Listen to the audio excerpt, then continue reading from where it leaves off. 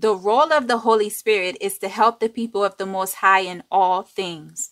We are living in the information age. Over 90% of the world's population rely on AIs. Some use Siri, while others use Google. When you are looking for a quick answer, many turn to their built-in AI on their phones and computers. The AI will assist the people to find the answers they are looking for. The Holy Spirit is like a built-in AI for the people of the Most High. Everything you need to know, the Holy Spirit will reveal it to you. The Holy Spirit is responsible to guide you, speak on your behalf, tell you the truth, and reveal prophecies to you. When it comes to spiritual warfare, the Holy Spirit becomes the fire of the Most High.